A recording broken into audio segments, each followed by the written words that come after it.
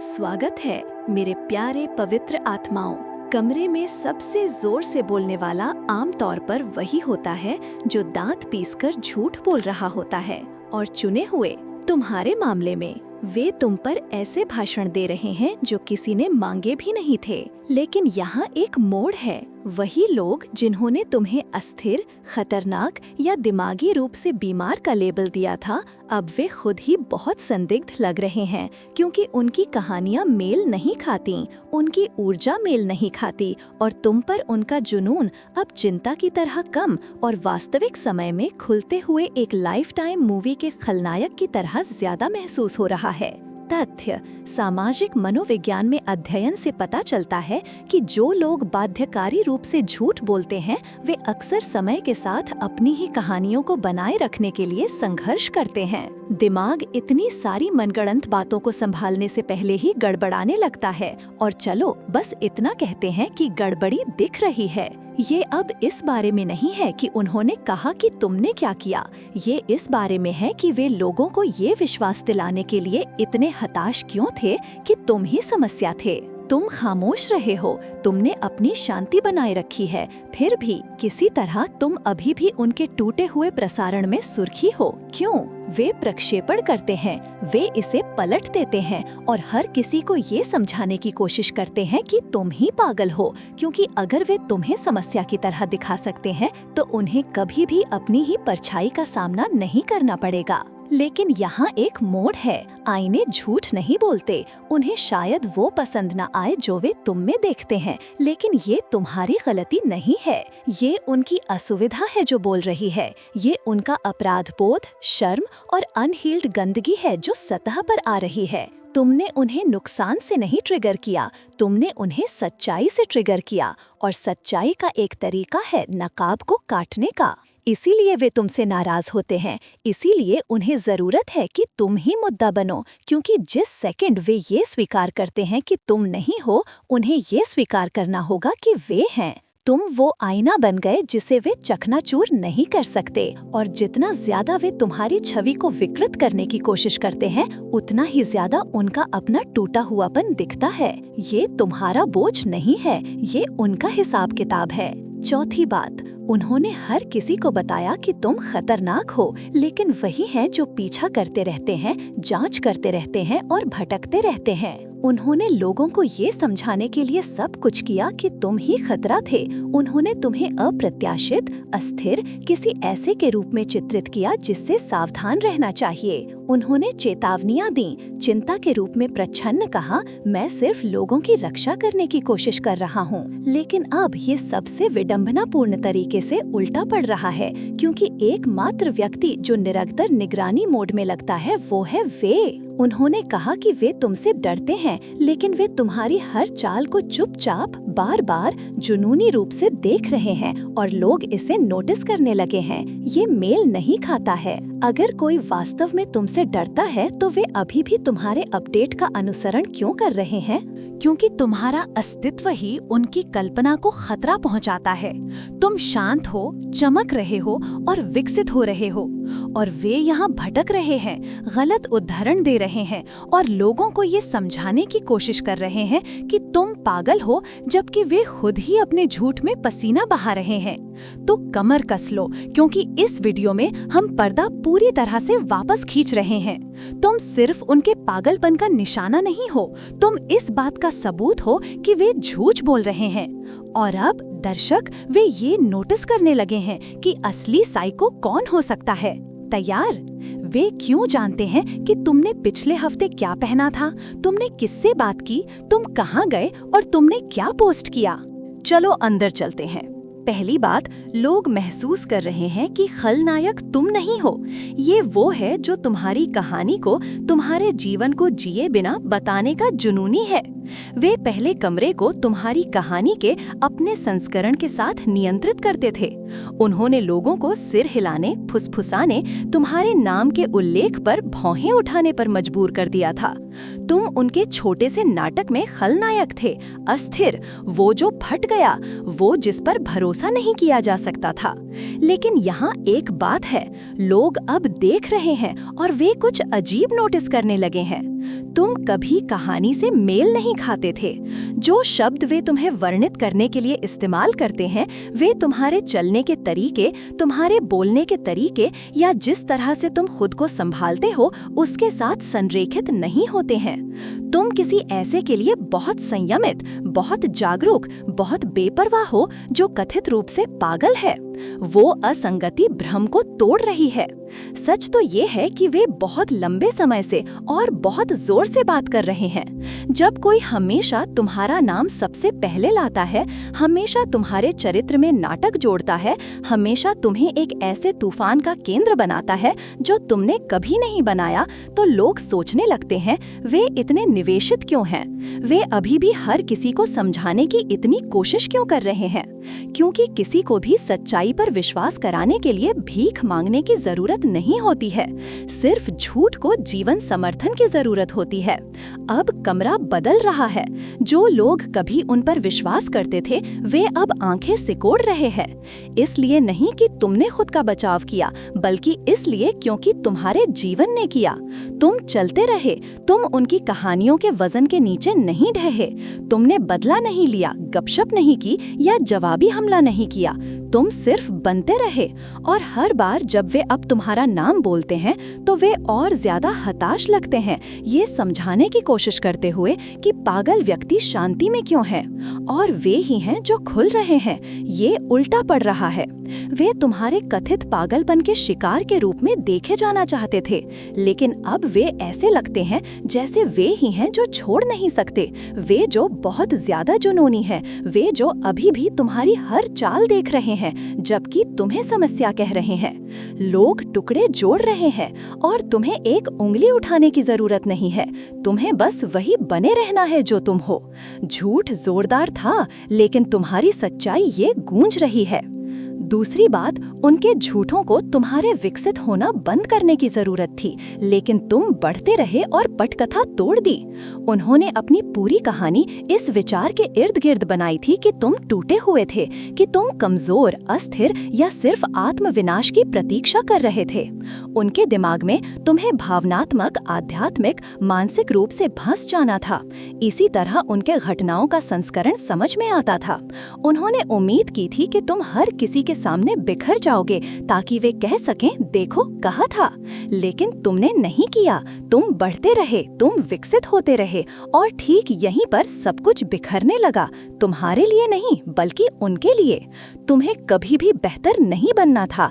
तुम्हें गुस्से में प्रतिक्रियाशील और घायल रहना था। वे तुम्हारे नीचे रहने पर भरोसा कर रहे थे ताकि वे ऊपर रह सकें। लेकिन टूटने के बजाय तुमने ठीक होना शुरू कर दिया। तुमने अलग तरह से चलना शुरू कर दिया। तुम्हारी ऊर्जा बदल गई, तुमने शांति पाई और तभी उनके झूठ खराब दूध की तरह बूढ़े होने लगे, क्योंकि अब कुछ भी मेल नहीं खाता है।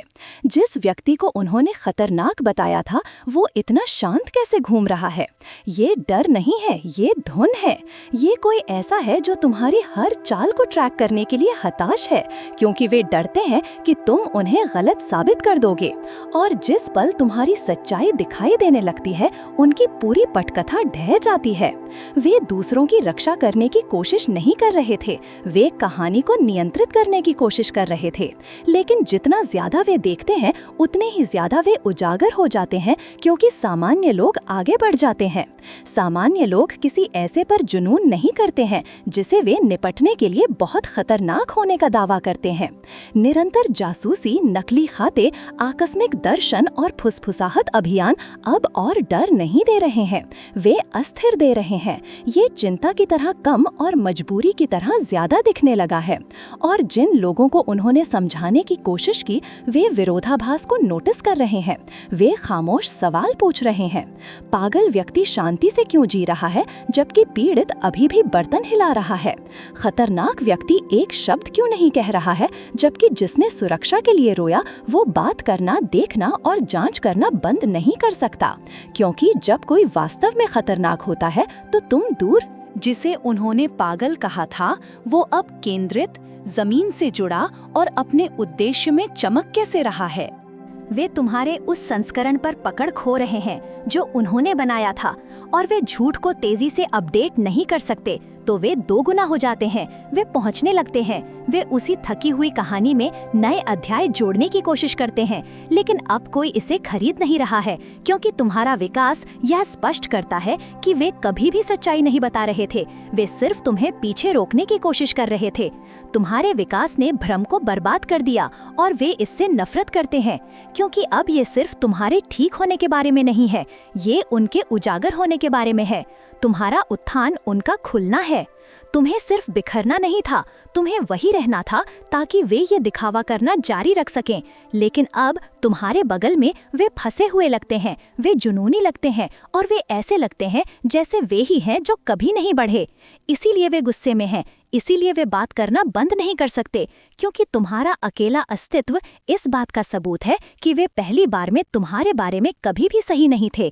तीसरी बात, तुम एक आईना हो जिसे वे चकनाचूर नहीं कर सकते, तो वे तुम्हें एक राक्षस कहते हैं ताकि अपनी ही परछाई को सही ठहरा सकें। तुम्हें एक शब्द कहने की जरूरत नहीं थी, सिर्फ तुम होकर तुमने हर उस चीज को उजागर कर दिया जिसे वे छिपाने की कोशिश कर रहे थे। यही वो है जिसने उन्हें वास्तव में भड़काया। तुम आक्रामक नहीं थे, तुम नाटकीय नहीं थे, तुम उन पर ध्यान भी नहीं दे रहे थे, तुम सिर्फ असली थे। और उन लोगों के आसपास असली होना जो प्रदर्शन पर बने हैं एक हमले की तरह महसूस होता है, क्योंकि तुम उन्हें उसका सामना करने पर मजबूर करते हो जो वे होने का नाटक कर रहे हैं। इसीलिए वे तुम्हें नाम देते हैं, इसीलिए वे तुम्हारे व्यवहार को कुछ अंधेरे में तोड़ मरोड़ते हैं। ऐसा नहीं है कि तुम खतरनाक हो, ऐसा है कि तुम बहुत ईमानदार, बहुत प्रामाणिक, बहुत जागरूक हो। तुम एक ऐसा आईना हो जिसमें वे देखना सहन नहीं कर सकते। उन्हें तुम्हें लेबल करना पड़ा, उन्हें तुम्हें विकृत करना पड़ा, क्योंकि अगर लोग असली तुम्हें देखते, वो संस्करण जो सच्चाई में चलता है, जिसे मंजूरी की जरूरत नहीं है, जो तालियों या दया के लिए प्रदर्शन नहीं करता है, तो लोग असली सवाल पूछना शुरू कर सकते हैं, जैसे कोई इतना अस्थिर कभी क्यों नहीं झुका, या कोई कथित रूप से जहरीला दूसरों को ठीक करने में मदद करने वाला क्यों है। उस तरह की स्पष्टता झूठों को घबरा देती है, तो वे क्या करते हैं? कहते हो तुम पीछा नहीं करते, अध्ययन नहीं करते और कहानियां नहीं गढ़ते। ये डर नहीं है, ये सबूत है, और ये स्पॉटलाइट को तेजी से घुमा रहा है। पांचवी बात तुम्हारी आभा ट्रिगर कर रही है, क्योंकि ये उनकी प्रामाणिक पहचान की कमी को प्रकट करती है। तुम सिर्फ अराजकता से नहीं गुजरे, तुम विकसित हुए। तुमने हर झटका, हर चुनौती, तुम्हें तोड़ने के हर प्रयास को लिया और उसे कुछ मजबूत, कुछ तुम्हारी सच्चाई के साथ और ज्यादा संरेखित में बदल दिया। तुम सिर्फ तूफान से नहीं बचे, तुमने उसे एकीकृत किया, उसे उसका हिस्सा बनाते हुए कि तुम कौन हो, बिना अपने सार को खोए। और अब तुम एक ऐसे वजन के साथ चलते हो जिसे लोग नजरअंदाज नहीं कर सकते। तुम्हारा आध्यात्मिक विकास, भावनात्मक गहराई और बौद्धिक स्पष्टता एक ऐसी आभा बन गई है जिसे दूसरे मदद नहीं कर सकते लेकिन महसूस करते हैं। लेकिन कुछ के लिए ये भयानक है। तुम देखो, एक ऐसी दुनिया में जो सतही प्रदर्शनों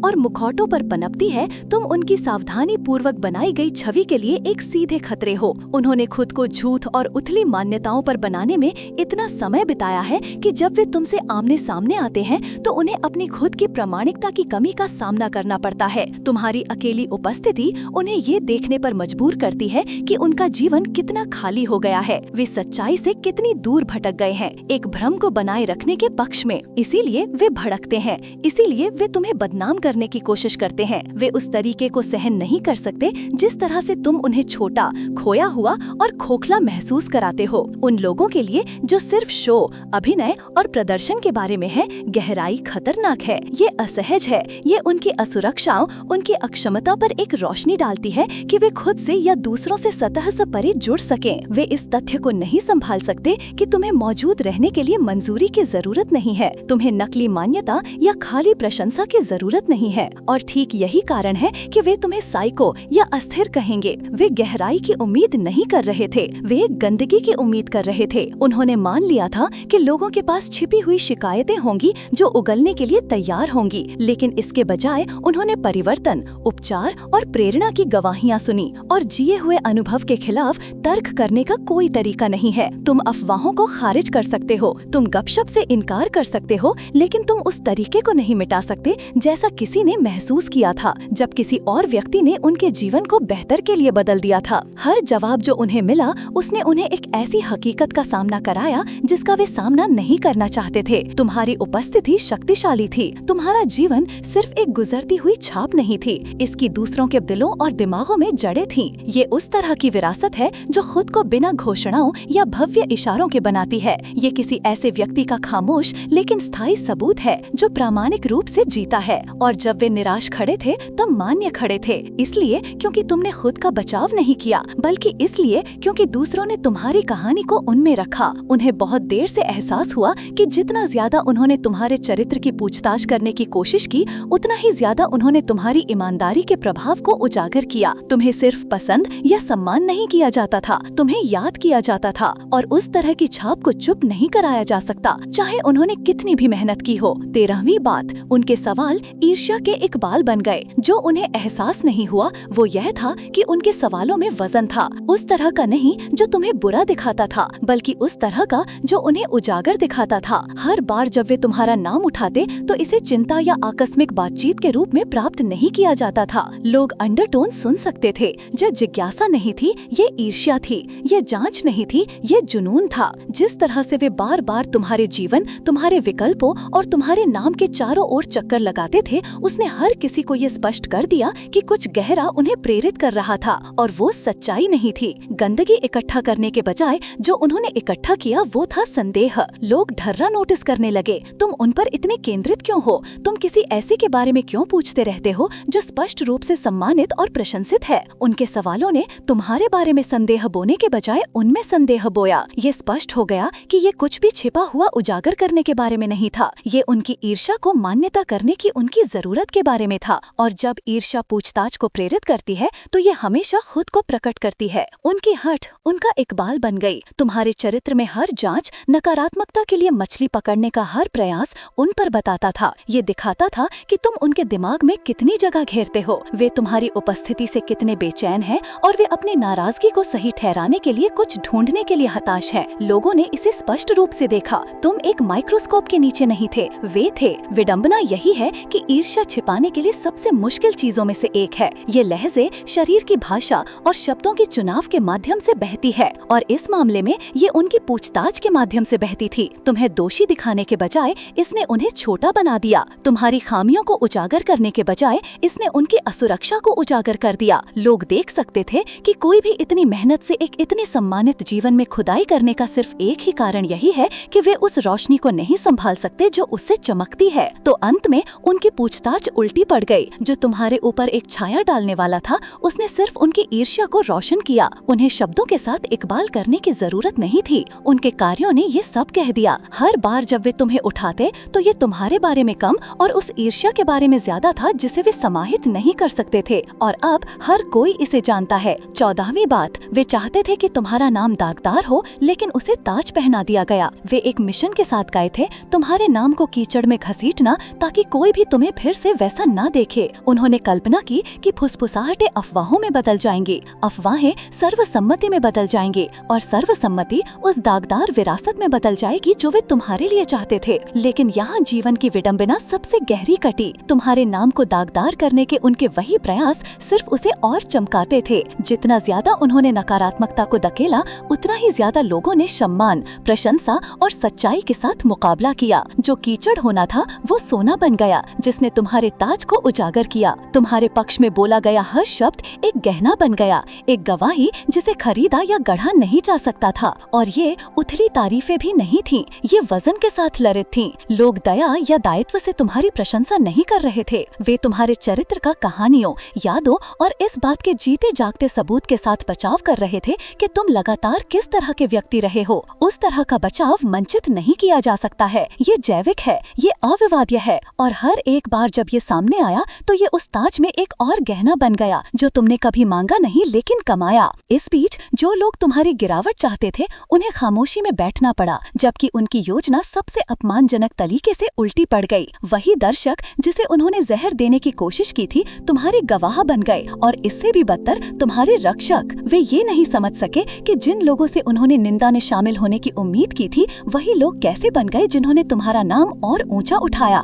ये उलटाव सिर्फ विफलता नहीं थी, ये काव्यात्मक न्याय था जो उन्हें सबसे ज्यादा जलाता है वो यह है कि उन्होंने अनजाने में तुम्हें सार्वजनिक रूप से ताज पहना दिया। वे तुम्हें गरिमा से छीनना चाहते थे, फिर भी वे वही हाथ बन गए जिन्होंने तुम्हारे सिर पर सम्मान रखा। वे तुम्हारे नाम को सबसे बुरे तरीके से अछूत बनाना चाहते थे, लेकिन उन्होंने इसे सबसे अच्छे तरीके से अछूत बना दिया। उनकी योजना सिर्फ पराजित नहीं हुई, ये उल्टी हो गई। उनका आक्रमण तुम्हारा राज्याभिषेक बन गया। और सच्चाई यह है कि वो ताज नाजुक नहीं है, ये लोकप्रियता या सतही प्रशंसा पर आधारित नहीं है। ये भरोसे, सम्मान और तुम्हारे द्वारा प्रभावित किए गए जीवनों की निर्विवाद गवाही पर बना है, इसीलिए ये स्थायी है। वे तुम्हें दफनाना चाहते थे, लेकिन इसके बजाय वे वही फावड़ा बन गए जिसने तुम्हारा खजाना खोदा। और अब चाहे वे जितना भी देखें, तुम्हारा नाम एक ऐसा वजन रखता है जिसे वे छीन नहीं सकते। ये एक ऐसा ताज रखता है जिसे उन्होंने अनजाने में तुम्हारे सिर पर रख दिया था। आखिरकार उनकी साजिशें सिर्फ नाकाम ही नहीं हुई,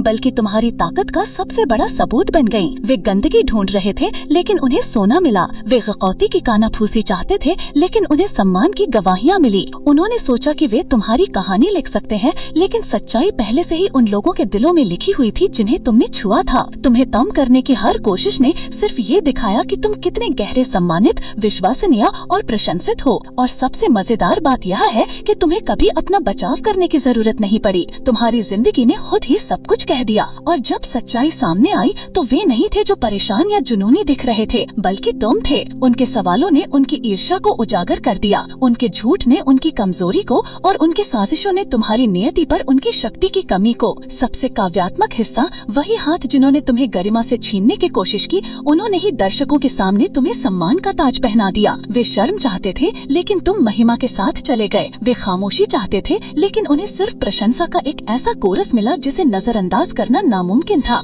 और अब वे इस हकीकत के साथ बैठने के लिए रह गए हैं कि तुम सिर्फ पसंद नहीं किए जाते थे, तुम पर भरोसा किया जाता था, तुम्हारा बचाव किया जाता था और उन शक्तियों द्वारा ऊपर उठाया जाता था जिन्हें वे कभी भी हेरफेर नहीं कर सकते थे। ये सिर्फ सही साबित होना नहीं है, ये एक स्थायी अनुस्मारक है कि कोई भी झूठ सच्चाई को नहीं दफना सकता, और कोई भी दाग एक ऐसी विरासत पर भारी नहीं पड़ सकता जो ईमानदारी पर बनी हो। तुम्हें बर्बाद करने की कोशिश में उन्होंने तुम्हें उजागर कर दिया, तुम्हें तोड़ने की कोशिश में उन्होंने ताज पहना दिया, और वो ताज कुछ ऐसा है जिसे कोई भी दुश्मन कभी नहीं छीन सकता। अगर ये संदेश तुम्हारी आत्मा से बोला और तुम्हें तुम्हारी असली कीमत की याद दिलाई, तो इस वीडियो को सिर्फ अपने तक ही सीमित न रखो। इसे उन लोगों के साथ शेयर करो जिन्हें ये सुनने की जरूरत है। यूनिवर्सल